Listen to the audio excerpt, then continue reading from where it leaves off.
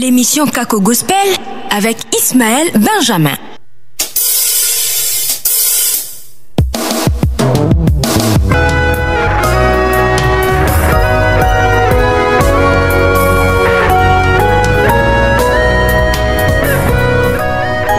Yapo, asante sana. Niukaribisha tena kwa mara nyingine tena kwenye Kako Gospel. Kwa ambao unajiunga pamoja na sisi ukiwa ulimwenguni pote, unatufuatilia kwa njia ya mtandao, kwa njia ya YouTube sasa hivi, itakuwa ni jambo la muhimu sana kama ukiendelea kusubscribe na kushare kwa wengine. Unasikiliza Kako FM kwenye kipindi cha Kako Gospel. Mwandaaji na mwendeshaji wa kipindi hichi naitwa Ismaël Benjamin mwana wekaya. Leo kwa mara nyingine tena tumepata nafasi ya kumpokea mgeni wetu wa wiki, mgeni wetu kwenye kipindi chetu cha Kako Gospel, kipenzi cha wengi. Dada yetu amepata nafasi ya kutembelea kwenye kipindi chetu cha Kako Gospel. Moja kwa moja bila kuchelewa, wacha tumkaribishe, au sio?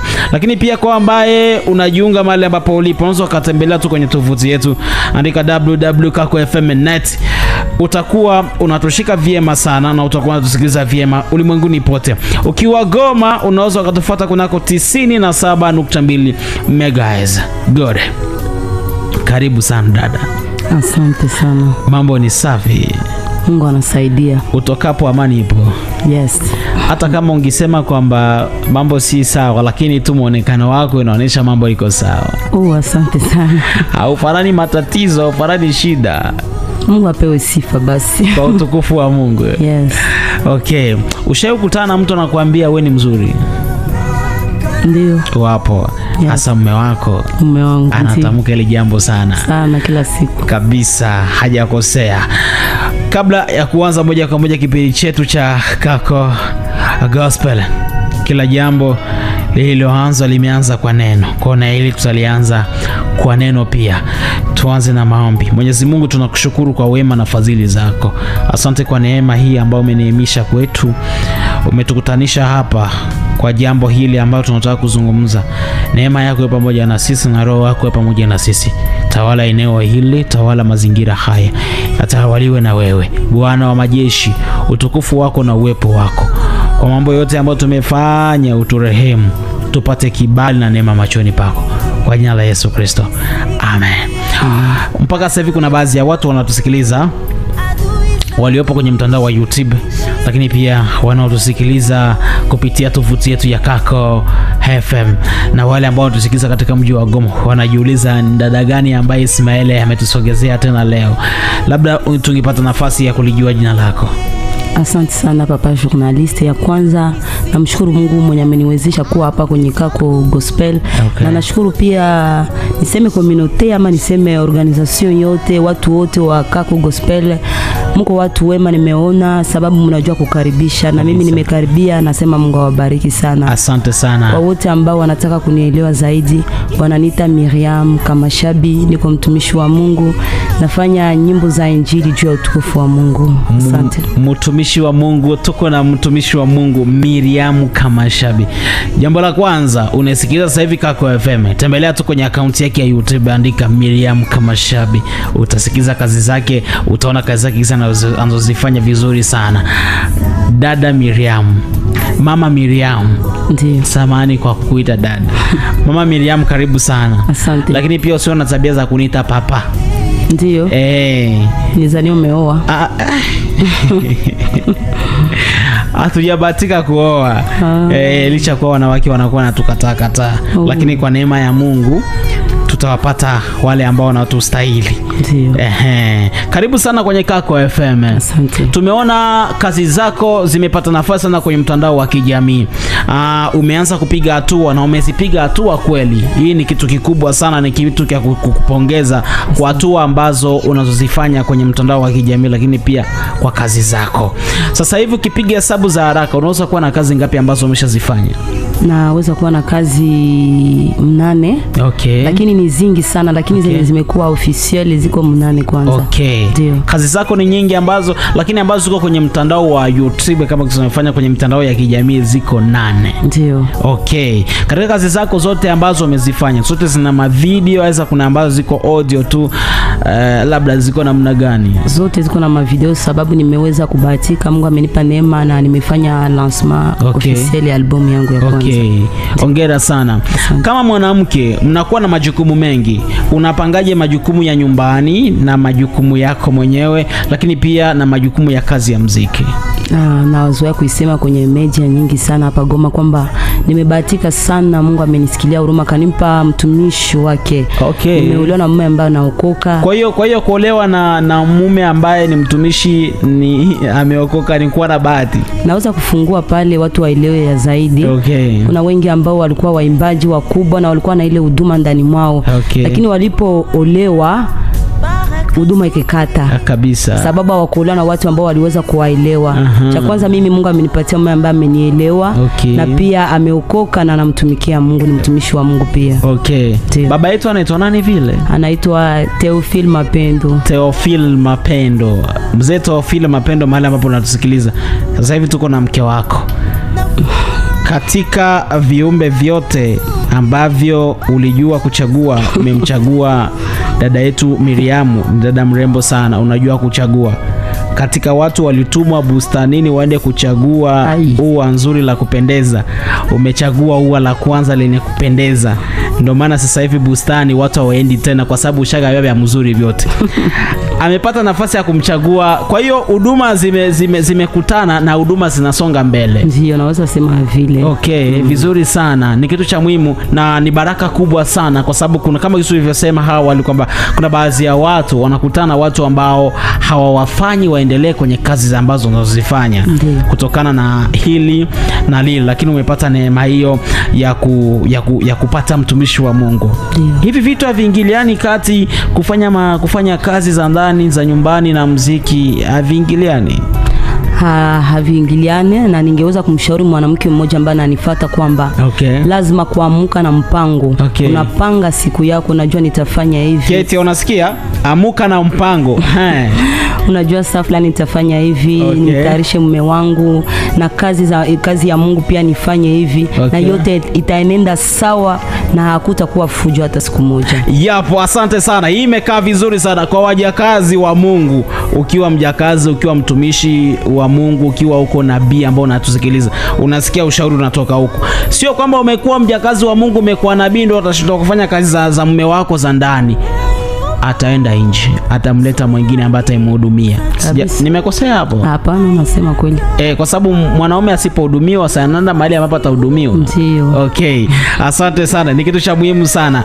Ni changamoto gani ambazo unazozipata kuandaa kazi yako, kuandaa kama vile tamasha, concert? Unapata matatizo gani na kwa kuwa unakuwa na watu ambao unawahudumia wewe?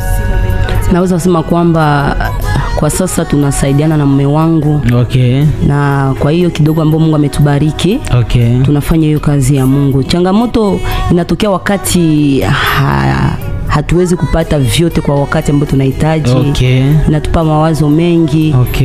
Ingelikuwa heri kwa watu ambao wanajua kusupport kazi ya Mungu, sababu nimeona kwamba hapa Goma hakuna hiyo kitu.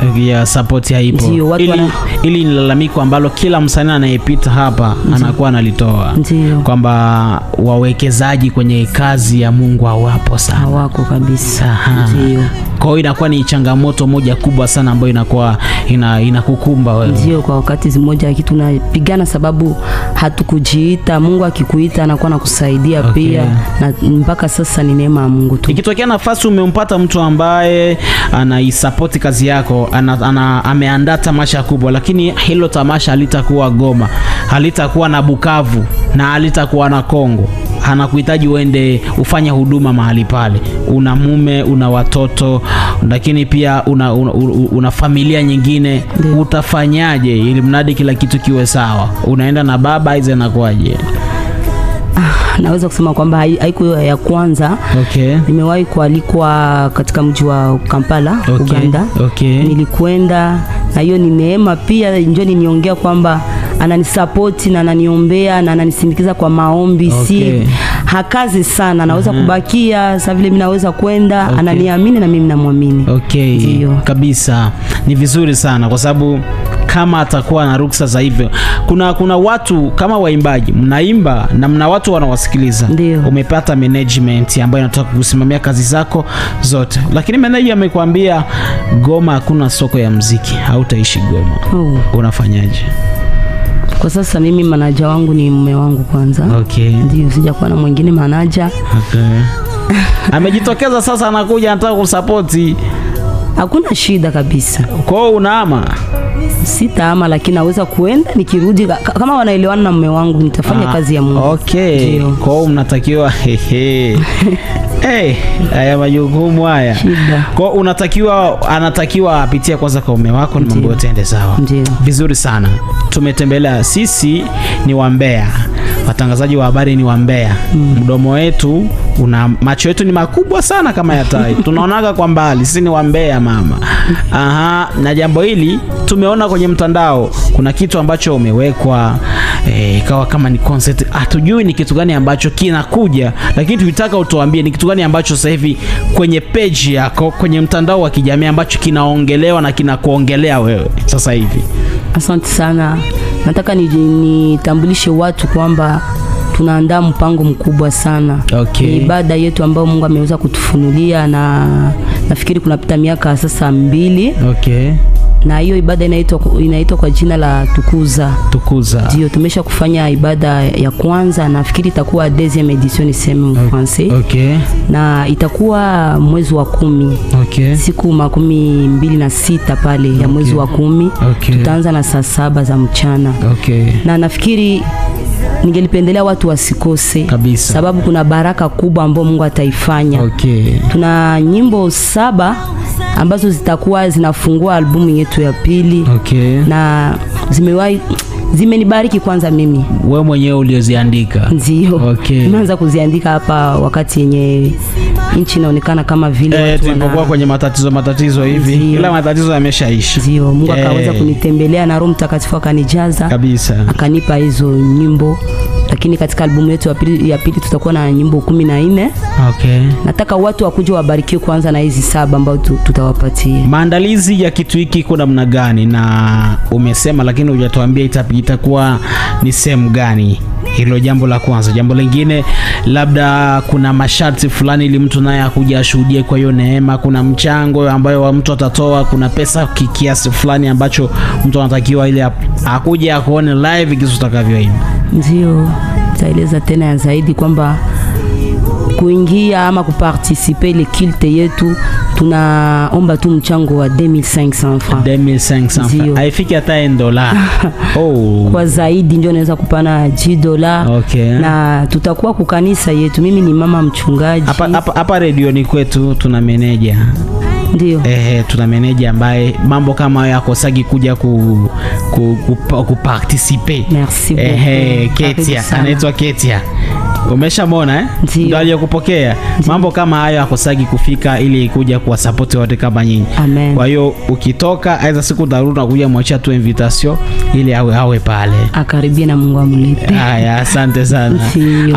Kuna watu wangapi ambao ni surprise ambao umewaandaa kwa siku hiyo? Tuna watu wengi sana waimbaji ambao uko na neema ya Mungu, sababu mwa hii career tu kama uitike mtu mwingine neema ya Mungu aliweka ndani yake utakuwa kufuti sana kabisa. Lakini mimi Mungu amenipa hiyo neema na tumeweza kualika waimbaji wengi. Kuna ndugu yetu ambaye anaishi ndani ya mji wa Rwanda, Kigali. Atakuwa hapa juu ya mpango. Anaitwa nani vile? Anaitwa Serge Muzungu. Serge Muzungu. Ndiye Muzungu. Atakuwepo hapa? Atakuwa hapa. Kuna ndugu yetu wa Bukavu na wengi hapa. New Life, sijui kama mnamjua kaka. Tunajua New Life. Wengi watakuja na tutamsifu Mungu pamoja. Kabisa. Ni kitu kikubwa sana ambacho unaenda kukiandaa. Goma ni msanii gani wa nyimbo za Injili unampenda? Naweza kusema na wapenda wote, lakini kwa hapa Goma. Hapa Goma. Nimewahi kufuata mtumishi wa Mungu Patrick Buya wakati alikuwa hapa kwenye Kako Gospel FM, na akaweza kuniinspirea zaidi. Nampenda sana kabisa. Ndio. Okay, vizuri sana. Hapa kwetu tunamuitaga icon. Yes. Ni kitu kikubwa sana. Na ukiachia Goma, ni msanii gani ambaye alikuvutia sana? Ukiona kazi zake anavyoziimba, anavyofanya, unatamani ufanye kama yeye. Unatamani ufanye zaidi yake. Ni msanii gani ambaye unampenda sana kwenye ulimwengu wa waimbaji wa nyimbo za Injili? Na mimi nampenda sana Israel Mbonyi. Israeli Mbonyi. Kwa nini unampenda sana? Nimeweza kujaribu nimsome kidogo na nikaelewa kwamba hakuna effort personnel isipokuwa neema ya Mungu katika hii huduma. Hana vya special sana, lakini wakati unamsoma, unamtafuta kumuelewa, unakutana kwamba ni mwimbaji mwenye anapata muda nyingi sana kumuomba Mungu na kuandaa kazi zake. Sauti haifanye juu ya kujipendeza, lakini anaifanya juu ya Mungu. Ushawahi chukua nafasi haza, ushapata mawasiliano yake ukaongea naye? Ndio, kuna wakati mmoja ambao 2022 nilikuwa nikiongea naye. Sasa kwa sasa hivi ameshakuwa superstar. Haongea sana. 2022 ndo ameanza kazi hapo. Ndio. Kwa simu zote zilikuwa zinapokelewa. Sasa hivi ameshakuwa superstar. Kwa unatamani siku moja uje kufanya naye kazi? Ndio, nimeipanga kabisa. Ipo kwenye kichwa. Ndio. Mbona karibu tu kuvuka tu Gisenyi moja kwa moja, ni sali moja unaingia Kigali. Aiza program zake ndo aziko sawa. Yapo, iko hivi. Tuko na dada yetu Miriam hapa, mama yetu. Ni mama. Tuko na mama yetu Miriam, tuko naye hapa kwenye Kako Gospel. Amepata nafasi ya kuja kutuambia tamasha lake ambalo analiandaa. Itakuwa wapi tena vile mama? Itakuwa kwenye kanisa letu inaitwa Victoire Divine pour les Nations. Ukiingia Ndosho, entre Cagette, unapandaka barabara yenye kuna mapave, ukifika juste ku etat civil, mali wanabariki ndoa, ni pale kabisa. Ili tamasha kukosa ni makosa, kwa sababu ukikosa utakuwa unajikosea. Lakini pia ukikuwa una mguu, chonga mti, na ukikuwa una jicho tafuta la kondoo. Ukikuwa una usafiri, una transporo, nipigie simu, nitakupatia za transporo za Alena Retour ili uende tu upokee kwa neema ambayo utakayoipata. Tutaisafirisha, tutakusafirisha uende upate hii neema. Usikose. 2500 inatosha kwa kumsupport mtu. 2500 inatosha. Tunawapatiaga wanawake zaidi ya hii. Tunamalizaga pesa tukikuwa tuna na masaa mawili kwa ajili ya kuwasupport waimbaji wa nyimbo za Injili. Itakuwa ni jambo la muhimu sana. Kwa hiyo usikose kwenda kumsupport dada yetu Miriam, atakuwa pale. Wacha kwanza nikupatia nafasi ya kusikiliza muziki wake, kazi zake ambazo anazifanya, afu nirudi tena kwenye studio ili tuwe na mambo machache kwa ajili ya kuzungumza naye. Gabriel Mpenda.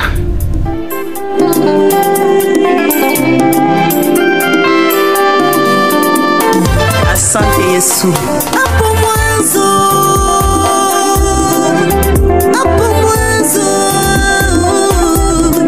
ulikuwa kwa Mungu juu ya miungu yote na dunia nzima. Nasema ulikuwa kwa Mungu juu ya miungu yote na dunia nzima. Dunia ilikuwa mtupu na Mungu hata kitu kimoja.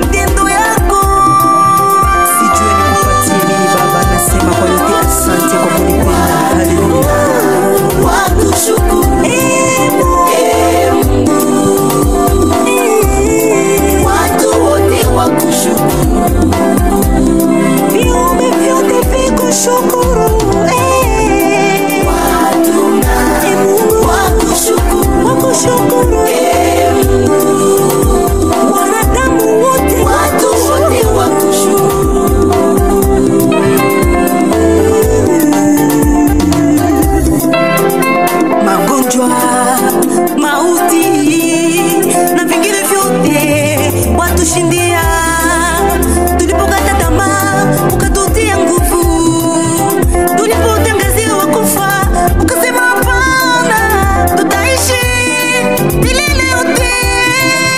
Ndio maana tutakutumikia, ndio maana tutakuabudu, ndio maana tutakuimbia, ndio maana twasema asante.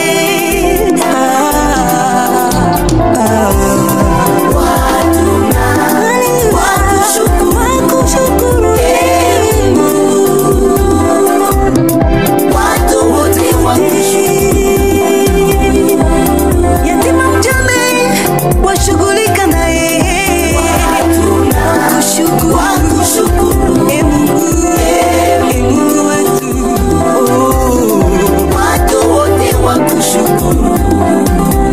Kukula kuishi ni neema yako Baba, watu wote wakushukuru, Mungu, watu wote wakushukuru. Umetutoa mavumbini, umetuketisha na wafalme, watu wote wakushukuru, wakushukuru, Baba, watu wote wakusa, tuseme nini kwako Baba.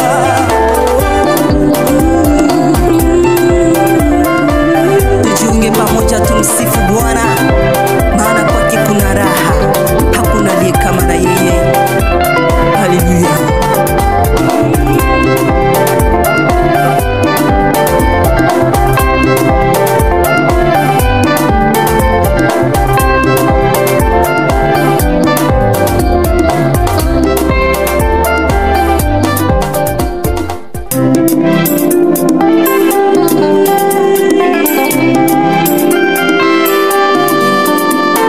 Asante Yesu.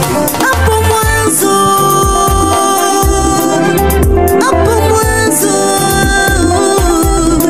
ulikuwa kwa Mungu.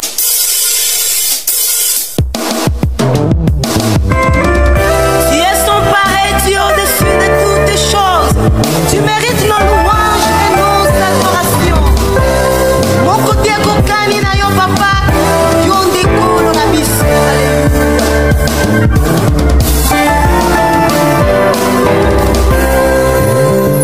Kombona Yesu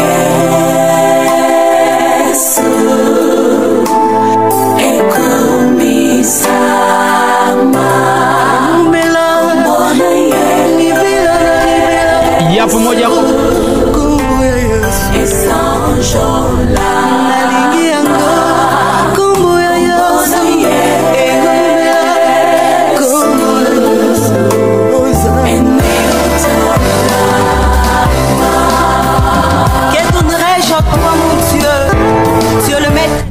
yapo. Asante, turudi moja kwa moja kwenye studio zetu za Kako FM. Tutapata nafasi ya kumsikiliza mama yetu namna atakavyoimba. Itakuwa ni kitu cha muhimu sana, itakuwa ni jambo la muhimu sana kusikia sauti nyororo. Mimi naitaga sauti isiyojua kikohozi, sauti isiyokwama, ndio hii hapa.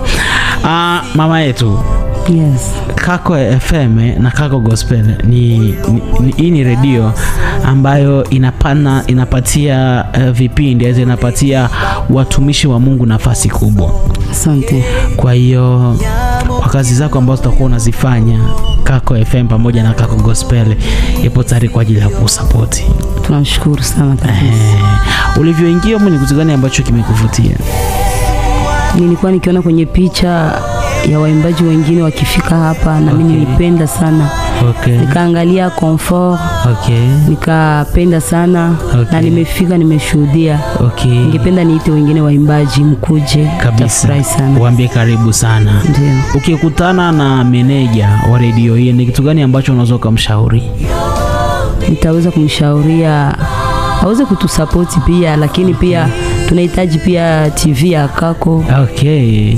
Ikuwa en direct. Ukiona vizuri inaitwa RTK, Radio Television Kako. Ndio. Kwa hiyo kwa mwaka mmoja ombi lako litakuwa limejibiwa. Asante, Mungu apewe sifa. Mwaka 2026 mvua inyeshe, baridi iwe, jua iwe, volkano mwangike, vita iwe, amani iwe, Kako TV lazima iwepo. Felicitations. Na yote litakuwa ni kwa ajili ya kuwasapoti waimbaji wa nyimbo za Injili, lakini pia kuwasapoti vijana na watu wenye vipaji ambao wanatamani vipaji vyao viwafikie watu. Itakuwa ni kitu cha muhimu sana. Lakini pia unajua wanasemaga hivi, ukifika uwanjani na uko mchezaji wa mpira, usipogusa kwa mpira unasikia moyo wako unauma, si ndio? Na mwimbaji naye asipoimba anajisikia kwamba kuna kitu kimepunguka ndani mwake. Kuna upungufu wa jambo fulani ambao umekaa sana ndani mwake. Una shauri gani kwa waimbaji wanawake ambao wanaimbia Mungu? Naweza kuwashauria kwamba bakwe serious. Okay.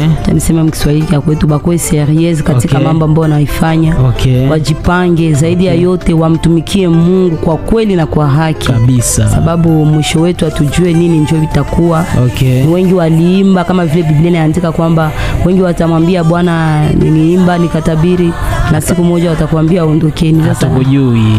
Ingekuwa vyema kumtumikia Mungu katika kweli. Okay. Asante sana. Baadhi ya wengi wanasema kwamba kazi na pesa. Vipi wewe, mtu akikualika uimbe mkanisa yake anatakiwa alipe pesa ngapi? Kwa sasa sijawaza kwanza. Okay. Ndio. Kwako mtu anaweza kukuita unaenda tu na unaimba ndio bila malipo yote? Ndio, wakanipa invitation, wananipatia pia niseme affiche. Okay. Nitaweka kwenye mtandao zangu na hiyo inatosha tu. Unakuwa unafanya kwa bure kabisa. Ndio. Okay. Unaamini kwamba nyimbo za Injili nazo zikabadilisha roho za watu? Tena sana kabisa. Namna gani? Naweza kusema kwamba nyimbo wakati mtu anaimba ni kama vile maombi. Okay. Kuna wengine wanaimba nyimbo ni kama vile wanaeleza maisha yao. Okay. Kupitia mambo ambayo walipitia, kama kuko mtu ambaye pia alipitia hiyo kitu. Okay. Lakini napenda kwa mwisho tunapokuwa tukiimba tunamaliza ni kuwashauri tu watu. Kabisa. Kama sisi tulipitia hivi na nini, mkuwe na moyo, mjipe moyo. Okay. Usichunge wapatia moyo sababu wataivunja tena sana. Okay. Mjipe moyo. Ya kuwa kwenye maisha umevunje maglase munyumba lakini usivunje moyo. Ndio. Ni ngumu sana. Ukiwa nyumbani ni kitu gani ambacho unapenda kufanya? Nazoea kuimba nikitumika kazi zangu za nyumbani pia na kumomba Mungu. Kwa wiki unaweza kuandika wimbo ngapi? Naweza kuandika hata kila siku. Okay. Nikijikoncentrer, lakini nawaza moja inatosha tu. Moja inatosha. Ndio. Sasa hivi una watoto wangapi? Nimezaa mara 4 lakini na watatu, mmoja amesha kutangulia. Ametangulia mbele ya haki. Ndio. Lakini kwa muonekano wako ufanani hao watoto. Uko na mwili ya ekonomi. Uko na mwili saa ya ketia. Neema Mungu. Haya, asante sana. Tupate nafasi ya kusikiliza. Tofauti ni kitu gani ambacho hatujui kutoka kwako? Kitu ambacho hamkijui nyinyi. Kwa sababu sisi tunajua wewe tu ni mwimbaji. Lakini pia ni mtumishi wa Bwana ambaye natangaza Injili kupitia neno la Bwana. Na pia ni mhubiri. Ndio. Wow. Wewe ni evangelist. Ndio. Okay. Kwenye Biblia unapenda historia ya mtumishi gani? Napenda wakati Mungu alimtuma Nabii Isaya kutabiri juu ya mifupa mikavu. Wow. Ndio. Alimtuma Ezekia samani. Okay. Ndio. Atabiri kwa mifupa mikavu. Ndio. Sasa kuna watu mifupa mikavu mpaka hivi wanakufa na ni mikavu. Ama wengi wanatembea na wamekufa. Okay. Wengi wanatembea wamekufa. Mungu akamwambia Ezekia tabiri kwa mifupa haya mikavu. Ndio. Na mifupa ikapata tena uhai. Ndio. Okay. Asante sana. Asante. Tumepata baraka sana ya kuwa na mtumishi wa Mungu, lakini pia msomaji mzuri wa Biblia. Pia ni mhubiri mzuri. Itakuwa ni kitu cha muhimu sana kama ukipata nafasi ya kumwalika. Atapiga neno, itakuwa ni kitu cha muhimu sana. Tupate nafasi ya kusikiliza sauti yake live bila chenga. juu waimbaji pako sama wanatudanganyaka, lakini hapa haiko mu studio, sauti ni live. Kazi ni kwako mama. Mzee, piano ni sawa kule? You're ready bro? Piano ni ngapi? 3. Okay, go, nafasi ni kwenu. Asante.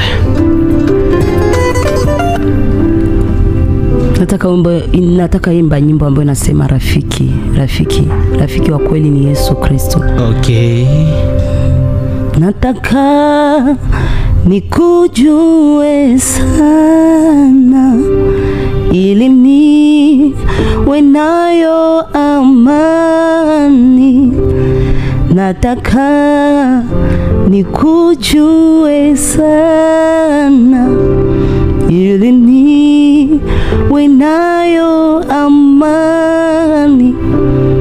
Ndipo hayo mema yatakapo nijia mimi.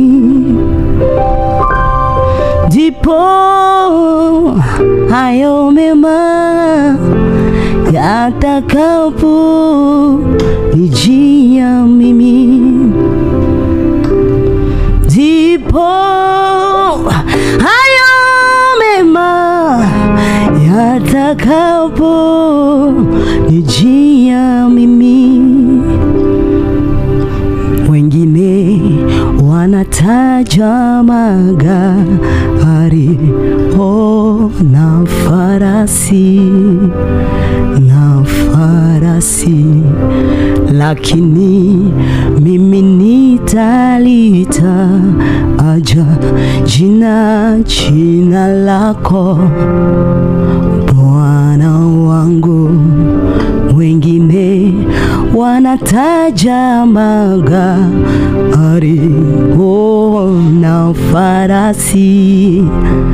na farasi, lakini mimi nitalita aja jina lako Bwana wangu. Nataka nikujue sana ili niwe nayo amani. Nataka nikujue sana ili niwe nayo amani. Ndipo hayo mema yatakapo nijia mimi. Ndipo hayo mema yatakapo nijia mimi. Ndipo ndoa, magari, manyumba zitakapo nijia mimi. Nikishaacha dhambi, ukahaba, ulevi, mimi yote hayo mema yatanijia mimi. Ndipo hayo mema yatakapo. Asante sana. Wow. Ungipanda kidogo. Wale nakwambia ningesema kwa lugha. Maana nahisi ulikuwa nipeleka kwenye hanga zingine. Ubarikiwe sana mamangu. Amen. Una uimbaji wa kipekee sana. Amen.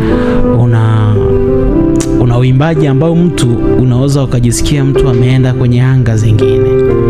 Mungu akubariki kwa kipawa hichi ambacho amekiweka ndani mwako. Unaweza kukumbuka mara ya mwisho ulipoimba ukamtoa mtu machozi, ilikuwa ni wakati gani? Kuna wakati ambao nasema dimanche ambao umepita. Okay. Nilialikwa, na wakati nimealikwa nikasentir kuna nguvu za giza ambazo zilikuwa zimetembea. Okay. Na kura ikaenda, nikaambia Mungu, na wakati nimepitia mengi katika huduma. Okay. Na nikaanza concert ambayo nilikuwa niliinvestir sana pesa. Okay. Nikaanza 19 Vergiste. Na nikamuita Mungu, nikapiga magoti hapo, nafikiri ilikuwa kwa kanisa hata ya huyu kijana ambaye anapiga keyboard. Okay. Watu wakaanza kulia wakati walikuwa wakiniona. Na niliposimama kushuka podium, furaha ikakuja. Nikaona watu wanakuja wakaniambia, mama asante sana sababu Mungu amekufunulia vita ambavyo vilikuwa hapa. Nikaweza kumshukuru Mungu sana kwa matendo yake. Hongera sana kwa kitu hiki. Naamini kwamba ningekuwa nabii ningekuambia kwamba kesho utakuwa yule ambao unatamani uwe kesho. Amen. Fanyike kwangu. Kwa sababu kuna vile unaimba lakini maneno yako yanakuwa yanatoka kilindini. Amen. Yanakuwa yanafikisha ujumbe ambao upo ndani ya moyo wako. Amen. Na ni kitu cha kipekee sana ambacho unatakiwa unamwambia Mungu akizidishe zaidi ya hapo. Amen. Ni kitu kikubwa sana ambacho tunaamini kwamba kesho hatutakusikia hapa. Amen. Tutakuona umekaa kwenye anga zingine. Mwenyezi Mungu akubariki sana. Asante. Umeanza imba, umeshaolewa, haiza umeimba na ungali kijana, ungali binti mdogo? Tumeanza imba tukiwa watoto, tukakomaa kwenye kanisa. Na mpaka sasa. Mungu akubariki sana. Amen. Oh la la. Ningekuwa na mamlaka ningekubariki. Lakini wanasemaga mtoto kwa gila bariki mzazi. Ndio shida hilo, nikikubariki na ndashituka na kwenye niko nao umeenda. Unaweza kufanya tu vile. Yabo, lakini keyboard iko vizuri. Nyimbo nyingine. Wimbo mwingine mmoja afu tumemalizia hapo. Itakuwa inaridhisha, si ndio? Ndio. Haya, asante, karibu. Natangaza na ninaimba wastahili heshima.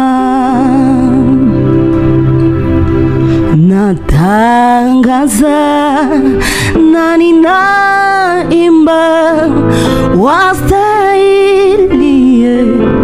heshima. Natangaza na ninaimba wastahili heshima. Natangaza na ninaimba wastahili heshima. Kwa wagonjwa wote, ufanye yale mimi siwezi. Ufanye yale mimi siwezi. Ufanye yale mimi siwezi, Bwana. Ufanye yale ambayo hatuwezi. Sikia. Yahweh, Yahweh, Yahweh, hallelujah. Yahweh, Yahweh, Yahweh, hallelujah.